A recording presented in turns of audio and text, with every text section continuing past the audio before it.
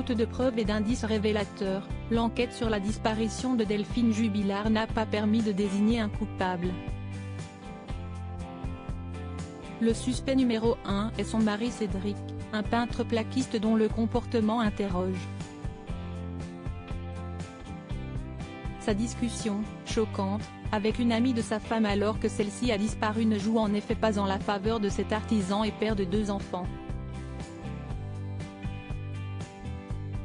Que s'est-il passé vraiment cette nuit du 15 au 16 décembre 2020 au sein du foyer de Delphine Jubilard? Plus d'1 an après la disparition de l'infirmière, mère de 2 enfants vivant à Cagnac-les-Mines, les regards ne se détournent pas de son époux depuis 2013, Cédric. Est-il le coupable ou un homme injustement en détention provisoire depuis le mois de juin 2021?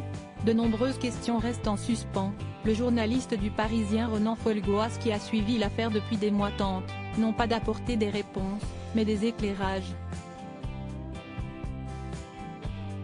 L'auteur du livre Le Mystère Jubilard a participé au documentaire sur la disparition de cette femme qui a été diffusé sur RMC Story. Grâce à son travail minutieux, on en sait plus notamment sur ce suspect numéro 1, et sa personnalité complexe. La preuve avec son appel aux amis de sa femme le jour depuis lequel on a pu retrouver sa trace. La nuit de la disparition de Delphine Jubilard, Cédric avait tenté frénétiquement de joindre Delphine quand il a dit s'être rendu compte qu'elle ne dormait à côté de lui, réveillée par les pleurs de leur fille Elia. À 4 heures, soit 10 minutes avant de joindre la gendarmerie, il a contacté via Messenger les amis de Delphine. Il nous a envoyé un message sur le groupe de l'anniversaire de Delph, en nous demandant si elle est chez nous, si on l'a vue, elle n'est pas à la maison, explique l'une d'elles. Une autre confie ensuite sa discussion lunaire avec le mari de son ami, ce dernier n'hésitant pas à tenir des propos salaces alors que sa femme a disparu, un comportement qui interroge. Vers 7 heures du matin, je prends l'initiative d'envoyer un message à Cédric pour répondre à son message commun. Non, je n'ai pas de nouvelles de Delphine. Et je lui demande naturellement s'ils se sont disputés la veille. Et là, s'engage une conversation.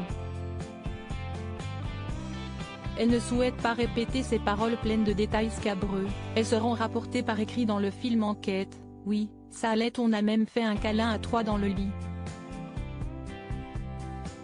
On passe de bons moments encore ensemble. Elle ne te l'a peut-être pas dit mais on a couché ensemble la semaine dernière.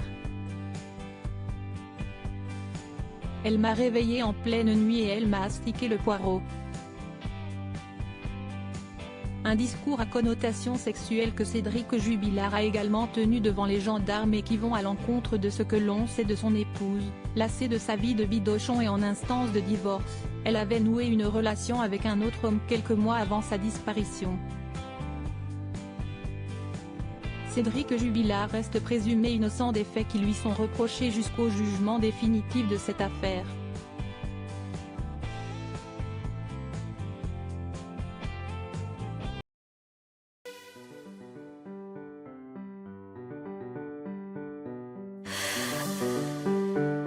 The man I love just had